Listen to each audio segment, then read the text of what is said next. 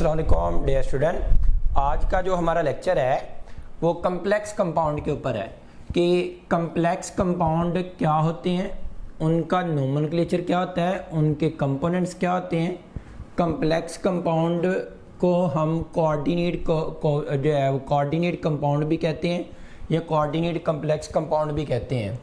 तो ये complex compound दो तरह के हो सकते हैं, सिंपल कीटाइन या कम्प्लेक्स इनाइन, या दूसरी पॉसिबिलिटी क्या है कि कम्प्लेक्स कीटाइन हो और सिंपल इनाइन हो। तो मैं दोनों की वन बाय वन एग्जांपल देख लेता हूँ। सिंपल कीटाइन और कम्प्लेक्स इनाइन की जो एग्जांपल है, यहाँ पे मेरे पास है पोटाशियम हेक्सासियानोफोरेट 2।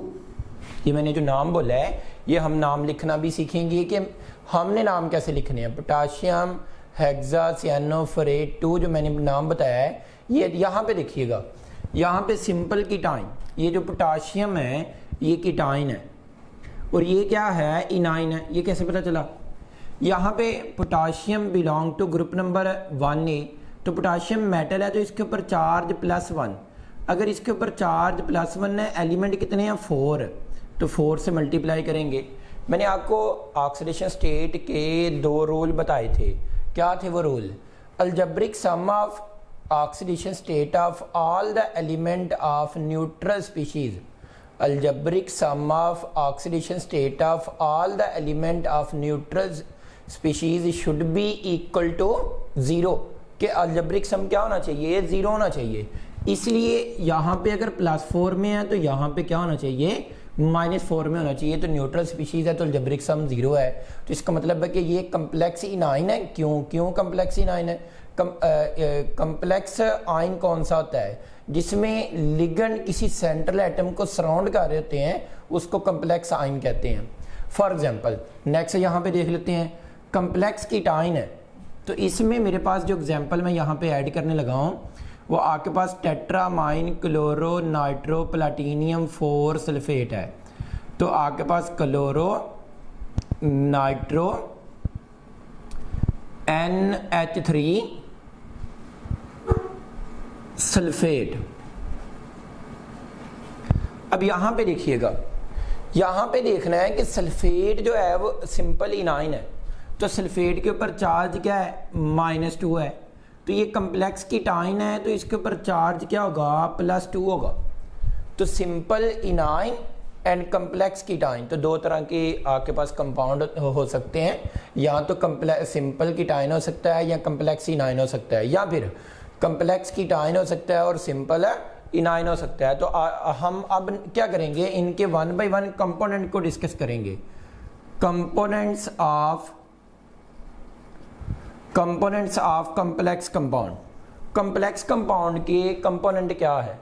कम्प्लेक्स कंपाउंड के जो कंपोनेंट है, फर्स्ट कंपोनेंट आपके पास सेंट्रल मेटल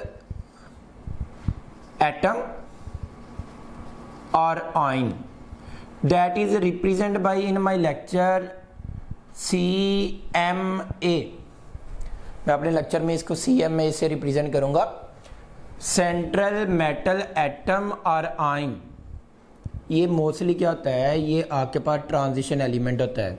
और ट्रांजिशन एलिमेंट वो होते हैं that belong to D block element और F ब्लॉक एलिमेंट। ये किससे बिलोंग करते हैं? D या F ब्लॉक एलिमेंट से ये जो है ये बिलोंग करते हैं। तो इसका मतलब है कि ये आपके पास है ट्रांजिशन एलिमेंट होते हैं। और कम्प्लेक्स बनाना ट्रांजिशन एलिमेंट की प्रॉपर्टी है। तो ट्रांजिशन एलिमेंट क्या बनाते हैं? कम्प्लेक्स बनाते हैं। अब यहाँ पे देखना होगा कि सेंट्रल मेटल एटम और आइन जो है ये क्या होता है? ये सेंट्रल मेटल एटम और आइन दैट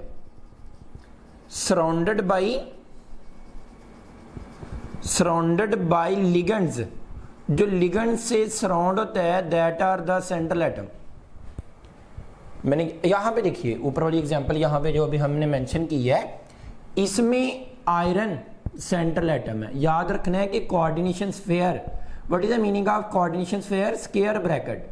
स्क्वायर ब्रैकेट के अंदर जो मेटल होगा या एलिमेंट जो होगा यहाँ पे सेंटर में, that is the central metal atom that is surrounded by ligand. यहाँ पे देखें ये 6 साइनाइड लिगेंड इसको सराउंड कर रहे हैं। यहाँ पे क्लोरो, नाइट्रो और अमाइन इसको प्लैटिनियम को सराउंड कर रहे हैं। तो platinum is the central metal atom. और आइन, दोनों पॉसिबिलिटी हो सकती हैं, एटम भी हो सकता है या आइन भी हो सकता है। यहाँ पे एटम आइन है, यहाँ पे आइन है। तो यहाँ पे मैंने बताया कि द सेंट्रल मेटल एटम और आइन क्या होता है, दैट सराउंडेड बाय लिगेंड्स। अगला पॉइंट आ गया कि लिगेंड्स क्या होते हैं। लिगेंड्स जो होते हैं ये लिवस बेस होते हैं। लिगेंड्स क्या होते हैं एमसीक्यूज के लिए कि ये लिवस बेस होते हैं। ये जो लिवस बेस हैं ये क्या होते हैं, electron donor, electron pair donor species. जो इलेक्ट्रॉन पेयर डोनर स्पीशीज होती हैं दैट आर कॉल्ड लिगेंड्स। दोबारा सुन लें, लिगेंड्स क्या होता है, लिगेंड्स होते हैं electron pair donor species are called ligand. तो लिगेंड जो होती हैं ये लिवस बेस होते हैं। अब लिगेंड होते कितनी तरह के, इनको मैं क्लासिफाई करने लगा हूं। यहां पे classification of ligands on the basis of charge. Charge की बेस पे लिगेंड कितनी तरह के होते हैं। एंड लिगेंड्स की classification on the basis of number of electron pair donate to central metal atom और आइन। दोबारा सुन लें, लिगेंड को मैं दो तरह से क्लासिफाई कर रहा हूं। लिगेंड की classification on the basis of charge, charge की बेस पे लिगेंड कितनी तरह के होते हैं। दूसरा पॉइंट कि लिगेंड जो होते हैं electron pair donate to central atom, कितने electron pair central metal atom को डोनेट कर रहे हैं उसकी बेस पे लिगेंड कितनी तरह के होते हैं। तो पहले यहां पे देख लेते हैं on the basis of charge. Charge की बेस पे लिगेंड दो तरह के होते हैं। पहला पॉइंट न्यूट्रल लिगेंड होते हैं। न्यूट्रल लिगेंड होते हैं, जो न्यूट्रल लिगेंड होते हैं उनमें एग्जांपल, न्यूट्रल लिगेंड की एग्जांपल यहां पे कार्बोनाइल, तो नाम कार्बन मोनोऑक्साइड है यहां पे, तो इसको लिखेंगे कैसे, कार्बोनाइल। जब हम इनका आयोपिक नेम लिखेंगे कम्प्लेक्स कंपाउंड का, तो तब मैंने आपको ये पॉइंट दोबारा रिपीट होगा कि जो न्यूट्रल लिगेंड होते हैं उनके नाम में कोई भी चेंज हम नहीं करते। अब यहां पे देखिए नेक्स्ट एग्जांपल वाटर। वाटर को अगर हम स्पेसिफाई करेंगे एक्वा, उसके बाद अमोनिया, तो नाम कैसे लिखेंगे, अमाइन। न्यूट्रल लिगेंड के नेम में कोई भी चेंज नहीं करेंगे। जैसे हाइड्राजीन N2H4 हाइड्राजीन, तो नाम में कोई भी चेंज हम नहीं कर रहे क्योंकि न्यूट्रल लिगेंड है। Ethylene diamine that is represent by EN। तो इथाइलिन डाइमाइन का अगर हम यहां पे फार्मूला देखें तो NH2 CH2 2 टाइम है और फिर NH2, तो बाइडेंडेल लिगेंड है, ये बाद में हम देखते हैं। तो जो न्यूट्रल लिगेंड होते हैं उनके ऊपर कोई भी चार्ज नहीं होता, उनके पास लॉन पेयर होते हैं, अनशेयर्ड पेयर इलेक्ट्रॉन होते हैं, वो जो डोनेट करते हैं किसको, सेंट्रल मेटल एटम या आयन को जो है वो इलेक्ट्रॉन पेयर क्या करते हैं, डोनेट करते हैं। तो लिगेंड जो होते हैं, ये पहला पॉइंट के पहले लिगेंड न्यूट्रल लिगेंड। दूसरा पॉइंट, दूसरी टाइप कौन सी लिगेंड की है, इनायनिक लिगेंड। इनायनिक लिगेंड दूसरे जो लिगेंड की टाइप है दैट आर द इनायनिक लिगेंड। जो इनायनिक लिगेंड होते हैं इनका नाम जब लिखते हैं हम, तो इनके नाम के लास्ट पे, इनके नाम के लास्ट पे हम क्या लिखते होते हैं, ओ। दोबारा सुन लें, जब हम इनायनिक लिगेंड का नाम लिखेंगे आयोपिक नेम में, तो इनके नाम के लास्ट पे क्या लिखेंगे, ओ लिखेंगे। फॉर एग्जांपल जैसा कि साइनाइड, तो नाम क्या होगा, सियानो। कार्बोनेट, तो नाम क्या होगा, कार्बोनेटो। कार्बोनेटो। या हम दूसरी नेक्स्ट यहां पे देख लेते हैं, कोई और भी एग्जांपल आ सकती है। हाइड्रोक्सिल है तो हाइड्रोक्सो, कोई भी हैलोजन है तो जैसे क्लोरीन है तो क्लोरो, ब्रोमीन है तो ब्रोमो, NO2 है तो नाइट्रो। तो कोई भी इनायनिक लिगेंड का जब नाम लिखेंगे तो उसके लास्ट पे क्या लगा देंगे, ओ लगा देंगे। अच्छा, मोर इंपॉर्टेंट पॉइंट, अगर मैंने चार्ज की बेस पे लिगेंड को 2 क्लासों में डिवाइड किया है, क्या पॉजिटिव लिगेंड भी हो सकते हैं? यस, पॉजिटिव लिगेंड भी हो सकते हैं। पॉजिटिव लिगेंड की यहाँ पे मैं एक एग्जांपल कोड करता हूँ। सपोज मेरे पास हाइड्राजीन थी, हाइड्राजीन को मैंने एक प्रोटॉन डोनेट किया, हाइड्राजीन के पास लोन पेयर, इधर भी लोन पेयर, इनमें से ये जो लोन पेयर है अगर इसके ऊपर जाता है तो उसके रिजल्ट में NH2 के ऊपर लोन पेयर आ गया और यहाँ पे NH3 पॉजिटिव आ गया। यहाँ पे देखिएगा ये जो लोन पेयर है ये इलेक्ट्रॉन पेयर डोनेट कर सकता है, मतलब ये जो हाइड्रोजन में यहाँ पे जो पॉजिटिव चार्ज है इस नाइट्रोजन पे है, ये जो लोन पेयर है ये कोऑर्डिनेट कोवलेंट बॉन्ड बना सकता है। तो ये यहाँ पे याद रखना है कि जो लिगेंड होते हैं ये पॉजिटिव लिगेंड भी होते हैं, लेकिन यहाँ पे क्योंकि वो हमारे कोर्स का पार्ट नहीं है, हमारे सिलेबस का पार्ट नहीं है, इसलिए मैंने सिर्फ एग्जांपल के लिए यहाँ पे जस्टिफाई किया है। आपने सिर्फ 2 याद रखने, neutral ligand and anionic ligand. Neutral ligand का जब नाम लिखेंगे तो कोई भी चेंज नहीं करेंगे, लेकिन जब हम इनायनिक लिगेंड का नाम लिखेंगे तो उनके लास्ट पे क्या लगाएंगे, ओ लगाएंगे। अब यहाँ पे देखते हैं, on the basis of electron pair donate to central metal atom. Ligand जो होते हैं ये कितनी तरह के होते हैं? पहला पॉइंट, जो लिगेंड होते हैं ये मोनोडेंटेट लिगेंड होते हैं, monodentate ligand, monodentate ligand. Those ligand that donate only 1 electron pair to central metal atom, वो लिगेंड जो सिर्फ और सिर्फ एक ही इलेक्ट्रॉन पेयर डोनेट करें। दोबारा रिपीट कर रहा हूं, मोनोडेंटेट लिगेंड कौन से होंगे? Those ligand that donate only 1 electron pair to central metal atom, जो सिर्फ एक ही electron pair central metal atom को डोनेट करते हैं, that are the monodentate ligand.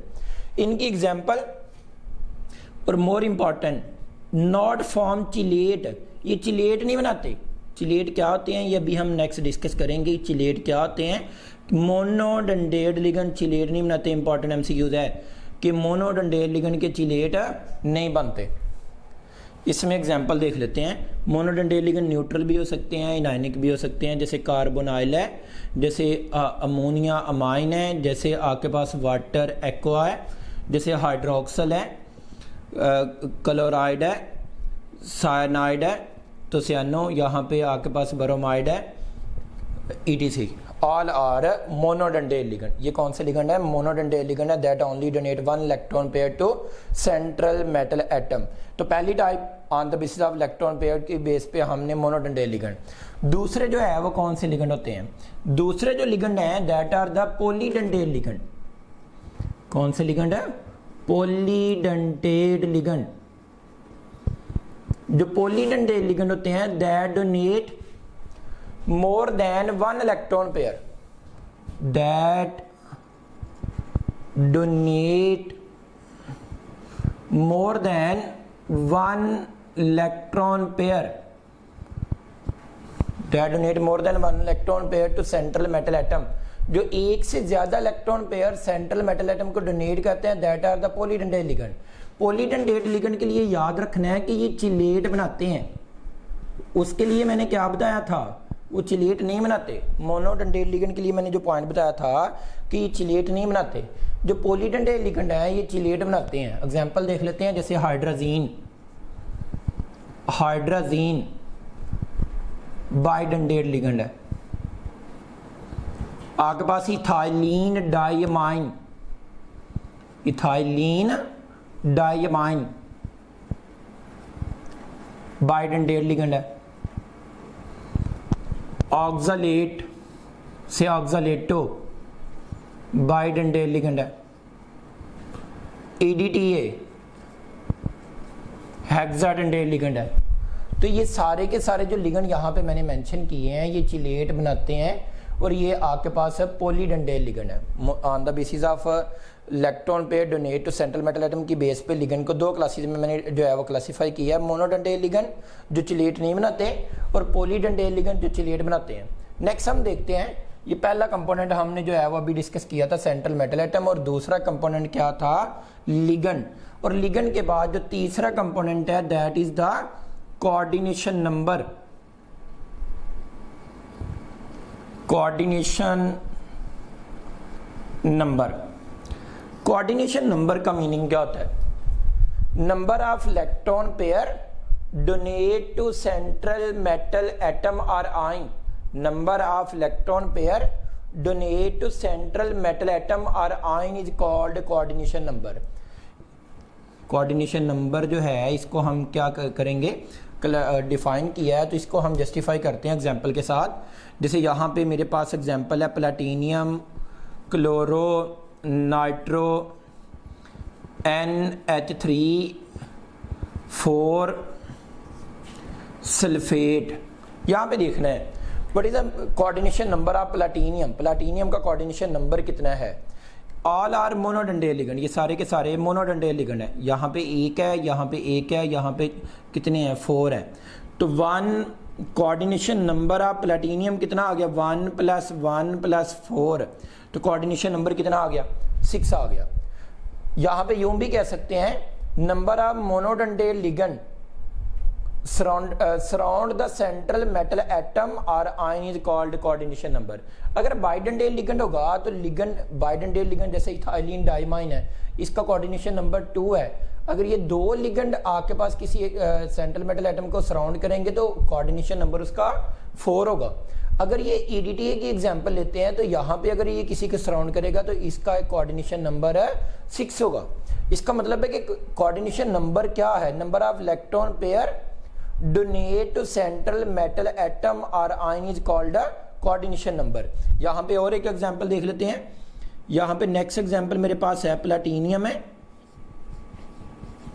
और ये मेरे पास ऑक्सलेट है C2O4।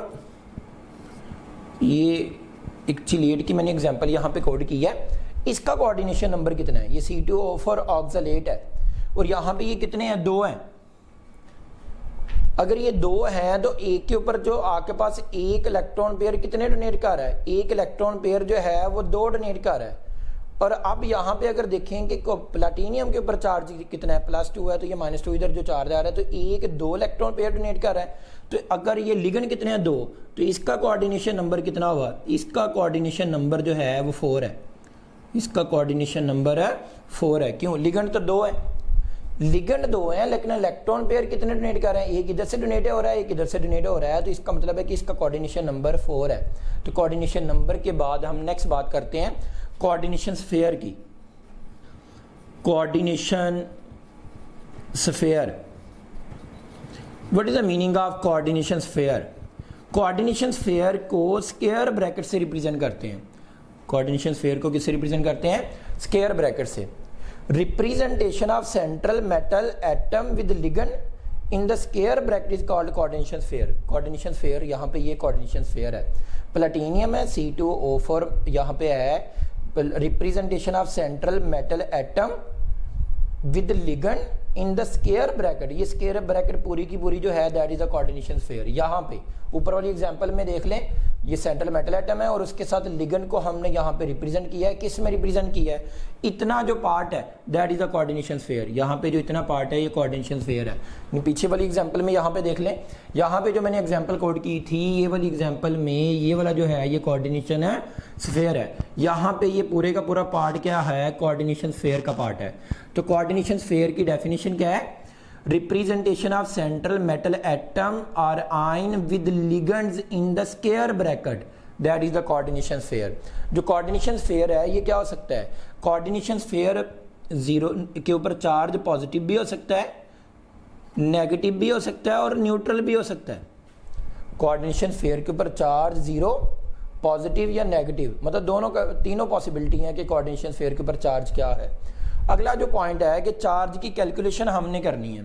तो चार्ज की कैलकुलेशन करने के लिए चार्ज किस कोऑर्डिनेशन स्फीयर के ऊपर चार्ज कितना है, ये सेंट्रल मेटल एटम और या आयन के ऊपर चार्ज कितना है, उसको कैसे कैलकुलेट करते हैं। तो उसको कैलकुलेट करने के लिए हम अभी कंटिन्यू कर लेते हैं नेक्स्ट। तो मैं चार्ज कैलकुलेशन के बारे में बता रहा था कि चार्ज को कैसे कैलकुलेट करना है सेंट्रल मेटल एटम या आयन के ऊपर या कोऑर्डिनेशन स्फीयर के ऊपर चार्ज कैसे कैलकुलेट करना है, तो उसके लिए यहाँ पे मैं 2 एग्जांपल लेता हूँ, उसके अकॉर्डिंग फिर वो यहाँ पे देख लेते हैं कि चार्ज कैसे कैलकुलेट होगा। फॉर एग्जांपल मेरे पास क्रोमियम है, हाइड्रोक्सल 3 और वाटर 3, और ये कोऑर्डिनेशन स्फीयर के ऊपर चार्ज है, कुछ भी मेंशन है नहीं है। अच्छा याद रखिएगा कि जब चार्ज कोई भी मेंशन नहीं है और साथ में कोई भी आपके पास स्क्वायर ब्रैकेट के बाहर भी कोई स्पीशीज गिवन है नहीं है, तो इसका मतलब है कि इसके ऊपर चार्ज कितना है, 0 है। क्यों? क्योंकि ये न्यूट्रल स्पीशीज है। न्यूट्रल स्पीशीज के ऊपर चार्ज 0 है, तो रूल वही ऑक्सीडेशन स्टेट वाला rule, algebraic sum of oxidation state of all the species equal of neutral species equal to parent charge. तो पेरेंट चार्ज यहाँ पे कितना है, 0 है, न्यूट्रल स्पीशीज है तो 0 है। तो यहाँ पे क्रोमियम की ऑक्सीडेशन स्टेट सपोज मुझे फाइंड आउट करनी है, तो क्रोमियम X, हाइड्रोक्सल -1, लिगेंड कितने हैं 3, प्लस वाटर के ऊपर न्यूट्रल लिगेंड है तो चार्ज 0, लिगेंड कितने हैं 3, तो पेरेंट चार्ज कितना है 0। तो यहाँ पे X कितना आ गया, X आपके पास जो है वो +3 आ गया। तो इसका मतलब है कि क्रोमियम के ऊपर जो चार्ज है वो +3 है। और क्लोरो, नाइट्रो, NH3 4 सल्फेट।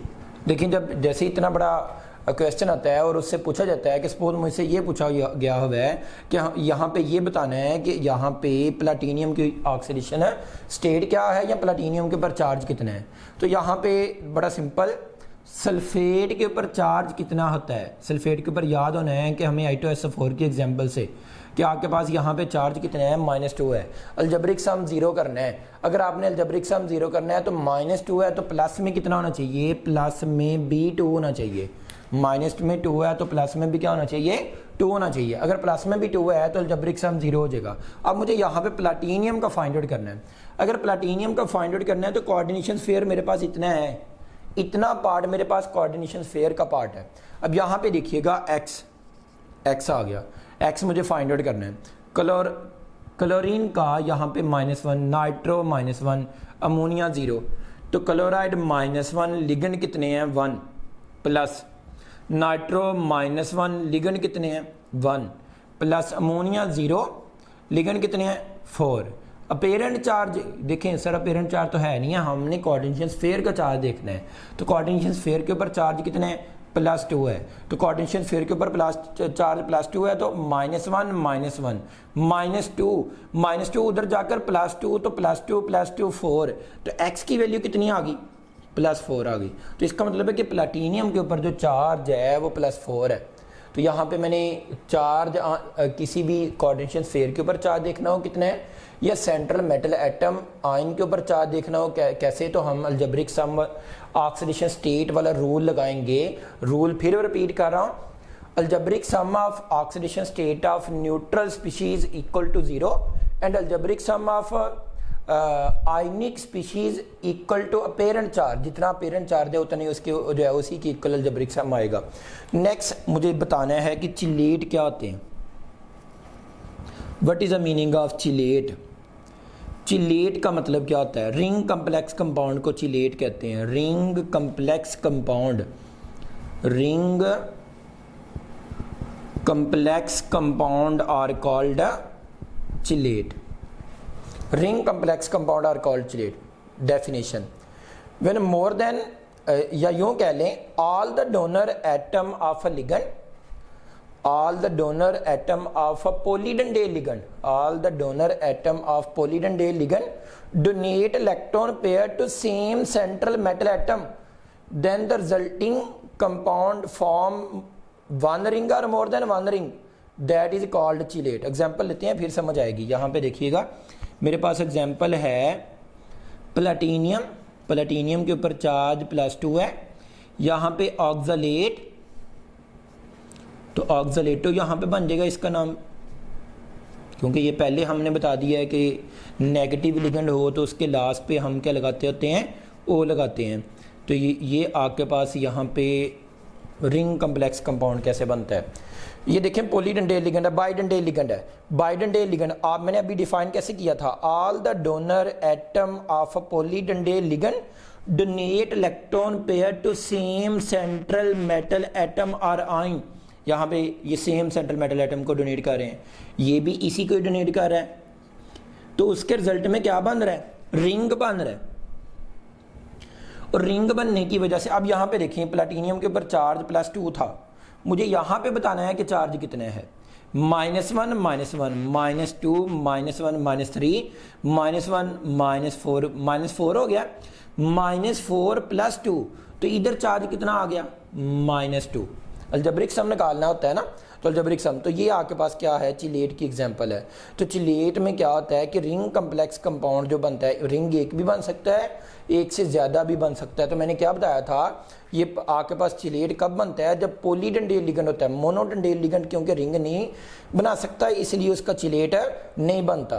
तो ये आपके पास जो चिलेट होते हैं ये मोर स्टेबल होते हैं, चिलेट जो होते हैं ये लेस सॉल्युबल होते हैं और मोर स्टेबल होते हैं।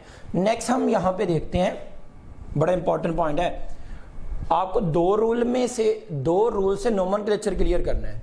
नोमेनक्लेचर जो है किनका, नोमेनक्लेचर कम्प्लेक्स कंपाउंड का, nomenclature of complex compound, complex compound का nomenclature. Rule number 1, rule number 1 क्या है, रूल नंबर 1 है कि नेम ऑफ कीटाइन पहले लिखना है, नेम ऑफ कीटाइन एंड देन फिर नेम ऑफ इनाइन लिखना है। पहले कीटाइन का नाम लिखना है, फिर आपने इनाइन का नाम लिखना है। बड़ा कोई ऐसा रूल नहीं है कि आपको इसी के लिए स्पेशली याद करना पड़ेगा। जैसे देखें सोडियम क्लोराइड, क्लोराइड सोडियम बोलते हैं या सोडियम क्लोराइड बोलते हैं, सोडियम क्लोराइड बोलते हैं, क्यों, यहाँ पे देखें सोडियम क्लोराइड में से हम सोडियम को पहले लिखते हैं या क्लोराइड को पहले लिखते हैं, हम सोडियम को पहले लिखते हैं क्योंकि सोडियम कीटाइन है और क्लोराइड क्या है, इनाइन है। तो अब पहला रूल कि नेम ऑफ कीटाइन पहले लिखना है और नेम ऑफ इनाइन है बाद में लिखना है। रूल नंबर 2, रूल नंबर 2 को समझाने से पहले मैंने एक यहाँ पे एग्जांपल देता हूँ ताकि आपको ये सारे ट्रिक से याद हो जाए। क्या, कौन सा ट्रिक, यहाँ पे कोई भी एग्जांपल ले लेते हैं। यहाँ पे सिंपल एग्जांपल लेता हूँ, पोटाशियम हेक्सासियानोफरेट 2। यहाँ पे देखना है कि मुझे ये सारे के सारे रूल एक एग्जांपल से क्लियर करने हैं। मुझे ये देखना है कि मुझे इसको नाम तो देना है, कीटाइन और इनाइन। सबसे पहला काम कि आपने ये आइडेंटिफाई करना होता है कि कीटाइन कौन है और इनाइन कौन है। तो हमने आइडेंटिफाई कर लिया कि पोटाशियम कीटाइन है और ये आपके पास जो कम्प्लेक्स है ये इनाइन है, तो इसके ऊपर चार्ज -4 क्योंकि अलजेब्रिक सम 0 करना है। तो एक बात और याद रखनी है कि जब भी हमने नाम लिखना है तो कोऑर्डिनेशन स्फीयर के बाहर कोई भी नंबर आ जाए उसको कंसीडर हमने नहीं करना नाम लिखते वक्त। मतलब पोटाशियम लिखेंगे, टेट्रा पोटाशियम नहीं लिखेंगे, पोटाशियम लिखेंगे, टेट्रा पोटाशियम नहीं लिखेंगे। कोई इधर इनाइन आ जाए, ये अगर कोई और होता तो ये कीटाइन होता तो इधर इनाइन आ जाता। तो यहाँ पे मुझे नाम लिखना है। अगर मुझे नाम लिखना है तो मुझे पहले किसका नाम लिखना आना चाहिए, मुझे पहला पॉइंट है कि मुझे सेंट्रल मेटल एटम का नाम लिखना आना चाहिए। पॉइंट नंबर 2 है कि मुझे लिगेंड के नाम लिखना आना चाहिए। पॉइंट नंबर 3 है कि जब मैं इन सभी का नाम लिख लूँ तो फिर मुझे कोऑर्डिनेशन स्फीयर का नाम लिखना आना चाहिए। मैंने रोल नंबर 2 को 3 पार्ट में डिवाइड किया है। पहला पॉइंट कि आपने ये देखना है कि सेंट्रल मेटल एटम का नाम कैसे लिखना है, फिर लिगेंड का नाम कैसे लिखना है। जब आप इन सभी को लिख लेंगे तो ये इनाइन बन जाएगा। इस पूरे इनाइन या कीटाइन या न्यूट्रल या कोऑर्डिनेशन स्फीयर को नाम कैसे देना है, कोऑर्डिनेशन स्फीयर को नाम कैसे देंगे जब आप सभी नाम दे लेंगे। तो इन्हीं को मैं 1 बाय 1 एक्सप्लेन करने लगा हूँ। पहला पॉइंट इसी का सब पार्ट कि name of ligand, name of ligands, ligands को नाम कैसे लिखेंगे, लिगेंड्स का नाम कैसे लिखेंगे। अभी मैं बता रहा था लिगेंड का नाम कैसे लिखना है। 2 रूल बताए थे। 2 तरह के लिगेंड होते हैं, neutral ligand and anionic ligand. Neutral ligand के नाम में कोई भी चेंज नहीं करनी, एज इट नाम लिखना है। अभी मैंने एक्सप्लेन कर दिया है, इसको मैं डिटेल में नहीं लेके जाऊंगा। जैसे आपके पास वाटर है तो एक्वा, जैसे आपके पास अमोनिया है तो अमाइन। ये मैंने अभी एग्जांपल कोड कर दी हैं। लिगेंड वाली एग्जांपल को डिटेल में नहीं लेके जाऊंगा, लेकिन यहाँ पे क्योंकि रूल का पार्ट है तो एक्सप्लेन करूंगा। पॉइंट नंबर 2 कि आपके पास न्यूट्रल लिगेंड के बाद कौन से लिगेंड होते हैं? इनआयनिक लिगेंड होते हैं। इनआयनिक लिगेंड का नाम कैसे लिखना है? इनआयनिक लिगेंड के लास्ट के पे क्या लगाना है? ओ लगाना है। जैसे साइनाइड है तो नाम क्या बन गया? सियानो। जैसे हाइड्रोक्सल है तो नाम क्या बन गया? हाइड्रोक्सो। कार्बोनेट है तो नाम क्या बन गया? कार्बोनेटो। कार्बोनेटो। मतलब सभी के लास्ट पे हम क्या लगाएंगे? ओ लगाएंगे। सभी के नाम के जो नेगेटिव लिगेंड होंगे उनके नाम के लास्ट पे हम ओ लगाएंगे। तो लिगेंड का नाम कैसे लिखना था। उसके बाद क्या बात आ गई कि सेंट्रल मेटल एटम का नाम कैसे लिखना है। तो पॉइंट नंबर 2 कि हमने सेंट्रल मेटल एटम का नाम कैसे लिखना है। तो name of central metal atom, name of central metal atom or ion. तो बड़ा इजी ट्रिक बताऊंगा नाम लिखने का। यहां पे देखिएगा, कोऑर्डिनेशन स्फीयर दो तरह से हो सकता है। अगर कोऑर्डिनेशन स्फीयर के ऊपर चार्ज 0 हो या कोऑर्डिनेशन स्फीयर के ऊपर चार्ज पॉजिटिव हो।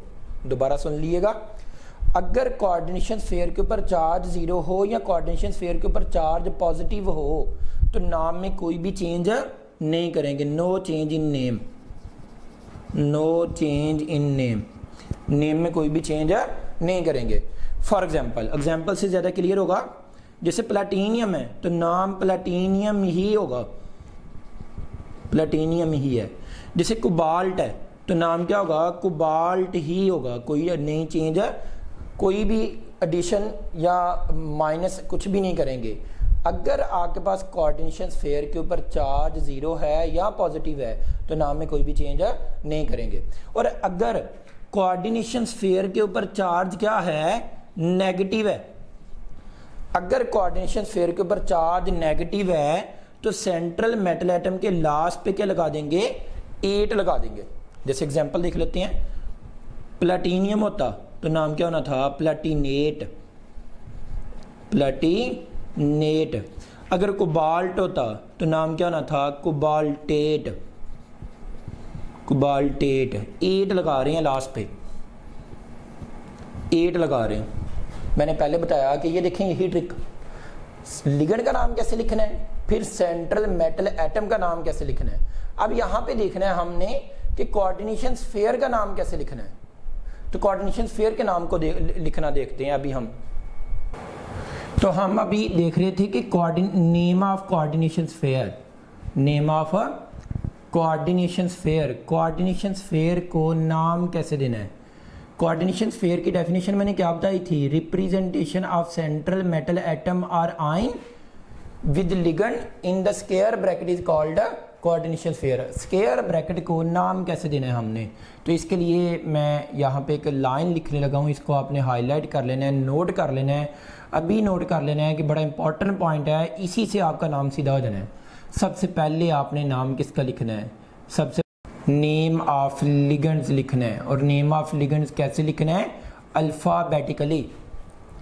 ए टू जी क्यों लिखा है? कि अल्फ़ाबेटिकल ऑर्डर में लिखना है। नेम ऑफ लिगेंड्स अल्फ़ाबेटिकली लिखेंगे। उसके बाद क्या लिखेंगे? अभी हमने नाम लिखना सीखा था किसका? सेंट्रल एटम का। तो name of central metal atom or ion, name of central metal atom या आयन का नाम लिखेंगे। और उसके बाद हम स्मॉल ब्रैकेट में ऑक्सीडेशन स्टेट लिखेंगे। किसकी? ऑक्सीडेशन स्टेट लिखेंगे सेंट्रल मेटल एटम या आयन की ऑक्सीडेशन स्टेट लिखेंगे। और जो ऑक्सीडेशन स्टेट लिखेंगे ये रोमन नंबर में लिखेंगे, रोमन नंबर यूज करेंगे। For example, what is the meaning of Roman number? अगर ऑक्सीडेशन स्टेट +2 आ रही है तो इसको हम यूं लिखेंगे।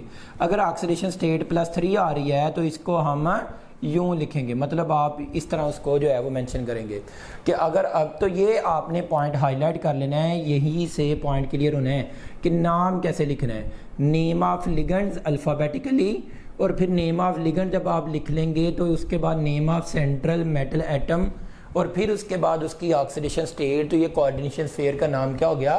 कंप्लीट हो गया। तो यहाँ पे ये देखें 3 पॉइंट से मैंने 2 रूल बताए हैं। अच्छा, एक और पॉइंट, जब लिगेंड दो लिगेंड सेम हो जाए जब 2 लिगेंड सेम हो जाएंगे तो उसके लिए हम डाई की टर्म यूज़ करेंगे, और अगर 3 लिगेंड सेम हो जाएंगे तो ट्राई की टर्म यूज़ करेंगे, और अगर 4 लिगेंड आ रहे हैं तो टेट्रा की टर्म यूज़ करेंगे। अब हम प्रैक्टिस करते हैं और प्रैक्टिस से इन रूल को हम क्या करते हैं, फॉलो करते हैं अभी जो मैंने रूल बताए हैं। तो एग्जाम्पल ले लेता हूँ मैं यहाँ पे, पोटाशियम, अभी जो सबसे पहले मैंने एग्जाम्पल कोड की थी उसी की एग्जाम्पल ले रहा हूँ, सबसे इजी एग्जाम्पल कोड इसलिए कर रहा हूँ कि मुझे नाम लिखने आ जाए। अब मुझे इसका नाम लिखना था, मैंने अभी रूल क्या बताया था कि सबसे पहले आपने आइडेंटिफाई करना है कि कीटाइन कौन है और इनाइन कौन है, और पहले नाम कीटाइन का लिखना है और उसके बाद आपने नाम इनाइन का लिखना है। अब यहाँ पे देखिएगा पोटाशियम मेटल है तो इसके ऊपर चार्ज पोटाशियम का +1, कितने पोटाशियम है 4, तो +4, इधर -4। अब यहाँ पे ध्यान से कि इतना पार्ट कीटाइन है, इतना पार्ट क्या है, इनाइन है, ये कीटाइन है इनाइन है। नाम पहले किसका लिखना है, कीटाइन का या इनाइन का। तो अभी रूल हमने सबसे पहला रूल क्या बताया था, कीटाइन का नाम पहले लिखना है, इनाइन का नाम बाद में लिखना है। अब यहाँ पे देखें मैंने अभी क्या बताया था कि कोऑर्डिनेशन स्फीयर के बाहर कोई भी न्यूमेरिकल वैल्यू आ जाए किसी भी स्पीशीज के साथ, जैसे यहाँ पे 4 है तो उसको हमने कंसीडर नहीं करना। कंसीडर करने का मतलब क्या है कि हमने टेट्रा पोटाशियम नहीं कहना, सिर्फ पोटाशियम कहना है। तो इसका मतलब है कि सबसे पहले कीटाइन का नाम लिखना था तो मैंने क्या लिख दिया, पोटाशियम लिख दिया। अब मुझे इनाइन का नाम लिखना है। इनाइन क्या है, कोऑर्डिनेशन स्फीयर है। कोऑर्डिनेशन स्फीयर का नाम कैसे लिखना है, लिगेंड का नाम अल्फाबेटिकली लिखना है, फिर उसके बाद name of central metal atom लिखना है, फिर उसके बाद उसकी क्या लिखनी है, ऑक्सीडेशन स्टेट। अब यहाँ पे देखें लिगेंड कितने हैं, 1 साइनाइड लिगेंड, मतलब लिगेंड कितनी तरह के हैं, एक ही तरह के लिगेंड है, साइनाइड है। और कितने लिगेंड है, 6 लिगेंड है। तो यहाँ पे मैंने क्या बताया था कि अगर सेम टाइप के लिगेंड आ जाएं तो उसके लिए अगर हमने 2, 1 से ज़्यादा आ रहे हैं, 2 आ रहे हैं तो डाई, 3 आ रहे हैं तो ट्राई, 4 आ रहे हैं तो टेट्रा। तो यहाँ पे कितने हैं, 6 हैं। तो हम क्या यूज़ करेंगे, पोटाशियम हेक्सा, नेगेटिव लिगेंड है। अगर नेगेटिव लिगेंड हो तो लास्ट पे क्या लिखते हैं, साइनाइड से क्या बन गया, सियानो, तो पोटाशियम हेक्सा सियानो। अब मुझे क्या क्या देखना था, आयरन के ऊपर चार्ज बताना था कि कितना है, कोऑर्डिनेशन स्फीयर के ऊपर चार्ज कितना है, -4। मुझे इसके ऊपर निकालना है तो x, साइनाइड के ऊपर -1, साइनाइड कितने हैं 6, अपेरेंट चार्ज कितना है -4, तो x किसके इक्वल आ गया, +2 के इक्वल आ गया। और ऑक्सीडेशन स्टेट को रोमन नंबर में लिखना है तो कैसे लिखेंगे, पोटाशियम हेक्सा सियानो।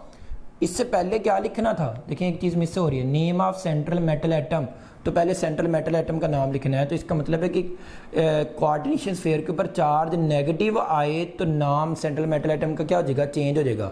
ये फेरस है तो फेरस से क्या बन जाएगा, फरेड, क्योंकि इसके लास्ट पे हम क्या लगाएंगे, 8 लगाएंगे। और उसकी ऑक्सीडेशन स्टेट क्या है, 2 है। तो पोटाशियम हेक्सा सियानो फरेड 2। दोबारा रिपीट कर रहा हूँ, पहले हमने कीटाइन का नाम लिखा, फिर उसके बाद इनाइन का लिखना था। इनाइन कम्प्लेक्स था, कोऑर्डिनेशन स्फीयर था, कोऑर्डिनेशन स्फीयर का नाम, लिगेंड का नाम पहले लिखा, अल्फ़ाबेटिकली था ये एक, तो इसीलिए सामने हमें ज़रूरत नहीं पड़ी। Name of central metal atom, फिर उसके बाद हमने स्मॉल ब्रैकेट में ऑक्सीडेशन स्टेट किसकी, सेंट्रल मेटल एटम की लिखी।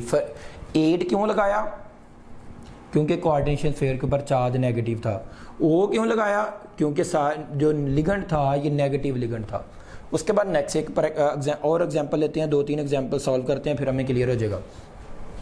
नेक्स्ट एग्जांपल, प्लेटिनियम क्लोरो, यहाँ पे next ligand nitro NH3 sulphate. अब यहाँ पे देखें, इस एग्जांपल में देखें, इस एग्जांपल में सबसे पहला रूल कि आपने कीटाइन का नाम पहले लिखना है, इनाइन का नाम बाद में लिखना है। यहाँ पे देखें सल्फेट क्या है, -2, सल्फेट -2 है तो इसका मतलब है कि ये पार्ट इसका क्या है, इनाइन है, ये पार्ट इसका क्या है, कीटाइन है, ये कीटाइन है, ये इनाइन है। इसका मतलब है कीटाइन का नाम पहले लिखना था। तो कीटाइन क्या है, कोऑर्डिनेशन स्फीयर है। कीटाइन क्या है, कोऑर्डिनेशन स्फीयर है। कोऑर्डिनेशन स्फीयर का नाम कैसे लिखना था, नेम ऑफ लिगेंड अल्फाबेटिकली। अब यहाँ पे देखिएगा क्लोरो -1 है तो C से इसका नाम स्टार्ट हो रहा है, नाइट्रो -1 है तो N से नाइट्रो, अमोनिया से अमाइन है तो अमाइन से A, तो सबसे पहले अल्फ़ाबेटिकली कौन आ रहा है, ए आ रहा है, फिर सी आ रहा है, फिर एन आ रहा है। लेकिन ए जो अमाइन है ये कितने लिगेंड है, 4 लिगेंड है। अब यहाँ पे देखिएगा 4 है तो टेट्रा वर्ड आएगा। क्या टेट्रा को अल्फ़ाबेटिकली कंसिडर करना है? नो। जब भी डाई, ट्राई, टेट्रा, पेंटा, हेक्सा जो भी आ जाएगा उसको अल्फ़ाबेटिकली कंसीडर नहीं करना। सिर्फ किसको कंसीडर करना है? लिगेंड के नाम को कंसीडर करना है। लिगेंड कितने हैं? 4 है। तो इसलिए हम नाम के लिखेंगे, पहले अमाइन लिखेंगे, फिर क्लोरो लिखेंगे, फिर नाइट्रो लिखेंगे। तो पहले टेट्रा अमाइन, फिर उसके बाद क्लोरो। ओ क्यों लगा रहे हैं? क्योंकि नेगेटिव लिगेंड है। ओ क्यों लगा रहे हैं? नेगेटिव लिगेंड है। अमाइन के सामने ओ क्यों नहीं लगाया? क्योंकि न्यूट्रल लिगेंड था। फिर क्लोरो के बाद नाइट्रो, यहां पे ओ क्यों लगा रहे हैं? क्योंकि नेगेटिव लिगेंड है। Tetra amine chloro nitro, name of ligand alphabetically ligand के नाम लिख दिए। अब उसके बाद name of central metal atom, central metal atom का नाम लिखना है। प्लाटिनेट लिखेंगे या प्लाटीनियम लिखेंगे? अभी मैंने क्या बताया था, अगर कोऑर्डिनेशन स्फीयर के ऊपर चार्ज 0 हो या पॉजिटिव हो तो नाम में कोई भी चेंज नहीं करेंगे। तो इसका मतलब है कोऑर्डिनेशन स्फीयर के ऊपर चार्ज +2 है तो इसका मतलब है पॉजिटिव चार्ज है तो नाम चेंज नहीं करेंगे। तो क्या लिखेंगे? प्लाटीनियम, प्लाटीनियम, प्लाटीनियम लिख दिया। अब प्लाटीनियम के ऊपर ऑक्सीडेशन स्टेट कितनी है? +4। कैसे पता चला? -1 -1 -2 जब उधर जाएगा तो इसका चार्ज +2 है तो +2, ये वाला +2 +4, तो प्लाटीनियम के ऊपर चार्ज +4 है। तो इसका मतलब है कि यहाँ पे प्लाटीनियम की हम क्या मेंशन करेंगे? Oxidation state. अभी तक जो हमने नाम लिखा है ये कीटाइन का नाम लिखा है, टेट्रामाइन, क्लोरो, नाइट्रो, प्लाटीनियम 4। अब उसके बाद क्या रह गया? इनाइन। इनाइन एज इट हम लिख देंगे। तो इनाइन क्या था? सल्फेट। तो नाम क्या बन गया? टेट्रामाइन, क्लोरो, नाइट्रो, प्लाटीनियम 4 है सल्फेट। उसके बाद नेक्स्ट एग्जांपल देख लेते हैं। क्रोमियम 3 हाइड्रोक्सल 3 वाटर, यहां पे देखें न्यूट्रल, यहां पे चार्ज ही 0 है। अब इसका नाम कैसे लिखना है? इसका नाम लिखने के लिए यहां पे देखें ये आपके पास एक्वा और ये हाइड्रोक्सो। मैंने 3 क्यों, ट्राई क्यों नहीं कंसीडर किया? क्योंकि नंबर को यहां पे कंसीडर नहीं करना। तो एक्वा पहले लिखेंगे या हाइड्रोक्सो पहले लिखेंगे? अल्फाबेटिकली कौन पहले आ रहा है? एक्वा पहले आ रहा है। तो इसका नाम लिखना है ट्राई एक्वा, फिर ट्राई हाइड्रोक्सो। ओ क्यों लगाया? क्योंकि नेगेटिव लिगेंड है। उसके बाद क्रोमियम लिखना है या क्रोमिएट लिखना है? क्रोमियम लिखना है। क्यों? क्योंकि आपके पास कोऑर्डिनेशन स्फीयर के ऊपर चार्ज कितना है? 0। तो try aqua, try hydroxo, chromium. और क्रोमियम की ऑक्सीडेशन स्टेट 3। कैसे पता चला 3 है? वाटर 0, 3 × 0। तो यहाँ पे -3 थी तो उधर जाकर क्या हो जाएगी? +3 हो जाएगी। तो आपके पास इसका मतलब है कि ऑक्सीडेशन स्टेट इसकी 3 है। तो नाम क्या बना? Try aqua, try hydroxo, chromium 3। अब यहाँ पे नेक्स्ट लास्ट पे एक गिफ्ट, मोर इम्पॉर्टेंट गिफ्ट, बड़ा इंपॉर्टेंट है कि आपको क्या करना है, फार्मूला राइटिंग कैसे करनी है। फार्मूला राइटिंग किसकी? कम्प्लेक्स कंपाउंड को फार्मूला कैसे लिखते होते हैं। ये तो नाम लिखने के रूल अभी तक पढ़े थे। अभी तक हमने कम्प्लेक्स कंपाउंड पढ़े थे कि नाम कैसे लिखना है, कम्प्लेक्स कंपाउंड होते क्या हैं, उनका नोमेनक्लेचर क्या होता है। उसके लिए हमने 2-3 एग्जाम्पल यहाँ पे कोड किए हैं। अब हमें यहाँ पे देखना है कि फार्मूला कैसे लिखते होते हैं। कम्प्लेक्स कंपाउंड का फार्मूला लिखने के लिए यहाँ पे एक पॉइंट बताने लगा हूँ। सबसे पहले आपने स्क्वायर ब्रैकेट क्या करनी है? कम्प्लेक्स इनाइन लिखने के लिए स्क्वायर ब्रैकेट शुरू करनी है। उसके बाद सिंबल ऑफ किसका? सेंट्रल मेटल एटम का सिंबल, किसका? सेंट्रल मेटल एटम का सिंबल लिखना है। फिर उसके बाद आपने क्या लिखना है? लिगेंड लिखने हैं। कौन से? इनाइनिक लिगेंड अल्फाबेटिकली। फिर उसके बाद क्या लिखेंगे? इनाइनिक लिगेंड अल्फाबेटिकली लिखेंगे, इनाइनिक लिगेंड लिखेंगे। फिर उसके बाद आप न्यूट्रल लिगेंड लिखेंगे और उसके बाद स्क्वायर ब्रैकेट क्या कर देंगे। और न्यूट्रल लिगेंड भी कैसे लिखने हैं? न्यूट्रल लिगेंड बी अल्फ़ाबेटिकली लिखने हैं और उसके बाद स्क्वायर ब्रैकेट क्या कर देंगे, क्लोज कर देंगे। कोई भी फार्मूला आ जाए लिखने के लिए कि कम्प्लेक्स या एमसीक्यूज आ सकता है कि यहाँ पे इनमें से कौन सा फार्मूला करेक्ट है, तो यहाँ पे एग्जांपल कोड कर लेते हैं। 2 एग्जांपल उन दोनों में से देखते हैं कि इनकरेक्ट कौन सा है और करेक्ट कौन सा है। तो यहाँ पे प्लैटिनियम है, Na3 है, क्लोरो, नाइट्रो और यहाँ पे चार्ज क्या आ गया, +2 आ गया। क्या ये जो मैंने फार्मूला लिखा है क्या ये ठीक है, या दूसरा नेक्स्ट देख लेते हैं। प्लैटिनियम है, क्लोरो है, नाइट्रो, Na3 +2। देखें दोनों में से कौन सा करेक्ट फार्मूला है, तो नीचे वाला फार्मूला करेक्ट है। क्यों, रीजन देखिएगा। मैंने क्या बताया था कि पहले symbol of central metal atom लिखना है, तो इसमें भी पहले हमने सेंट्रल मेटल एटम का सिंबल लिखा, इसमें भी हमने पहले सेंट्रल मेटल एटम का सिंबल लिखा। प्रॉब्लम कहाँ पे आई, इनायनिक लिगेंड अल्फाबेटिकली लिखने हैं। ऊपर वाले में देखिएगा ये था न्यूट्रल लिगेंड, हमने न्यूट्रल लिगेंड पहले लिख दिया। इनायनिक लिगेंड ये नेगेटिव है, ये नेगेटिव है, ये बाद में लिखे। इसमें क्या किया, इनायनिक लिगेंड था, इनायनिक लिगेंड था, ये C था, ये N था, तो ये अल्फाबेटिकली है। तो ये लास्ट पे न्यूट्रल लिगेंड था, तो ये माइन न्यूट्रल लिगेंड बाद में लिखा है। दोबारा देख लें, इनायनिक लिगेंड पहले लिखे हैं अल्फाबेटिकली और फिर उसके बाद क्या लिखा है, न्यूट्रल लिगेंड लिखा है। दूसरी नेक्स्ट कोई और एग्जाम्पल देख लेते हैं। यहाँ पे देखें क्रोमियम है, हाइड्रोक्सल है, वाटर है, तो ये 3 है। तो यहाँ पे देखें ये फार्मूला करेक्ट है। क्यों करेक्ट है, क्योंकि पहले आपने कौन सा लिगेंड लिखा है, नेगेटिव लिगेंड लिखा है और फिर उसके बाद आपने न्यूट्रल लिगेंड लिखा है। तो ये रूल आपने याद रखना है कि जब भी कोई फार्मूला लिखने का रूल आ जाए तो इनायनिक लिगेंड पहले, उसके बाद हम न्यूट्रल लिगेंड लिखते होते हैं और ये सिंबल सेंट्रल मेटल एटम का लिखते होते हैं। ओके जी बेटा, wish you best of luck.